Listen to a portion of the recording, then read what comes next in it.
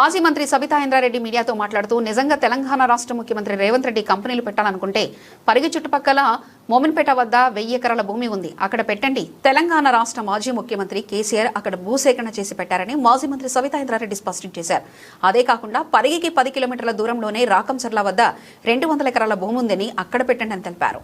నంచెర్లలో 100 ఎకరాలు, సీతారాంపురంలో మరో 1000 ఎకరాలు అక్కడ పెట్టండి అని అన్నారు.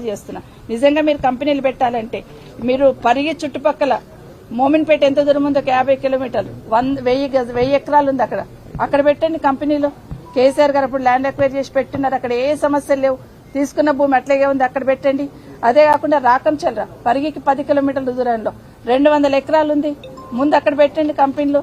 నంచెల్ర దోమ మీరు ఏదనుకుంటున్నారు, నంచెల్ర పక్కకే ఉంది, అక్కడ నంచెల్రలో ఉంది భూమి ఒక 100 ఎకరాలు, అక్కడ పెట్టండి కంపెనీలు.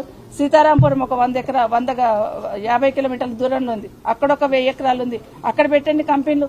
ముందు ఈ ప్లేస్ అంతా కంపెనీలు ఫిల్అప్ అయినాక మీరు ల్యాండ్ ఎక్వైర్ చేసి దానికి ఒప్పుకుంటాం. కానీ అవసరం లేకపోయినా ప్రిస్టేజ్కి పోయి మీరు ఏదైతే భూమి అక్వైర్ చేయాలనుకుంటున్నారో దయచేసి దాన్ని విత్డ్రా చేసుకోండి. అక్కడ ఉన్న రైతులకు అందరూ కూడా విజ్ఞప్తి చేస్తున్నాం, మీరు ధైర్యంగా ఉండండి. ఖచ్చితంగా బీఆర్ఎస్ పార్టీ మీకు అండగా ఉంటుంది. వాళ్ళు విత్డ్రా చేసుకున్నంత వరకు మా పోరాటం మీ తరఫున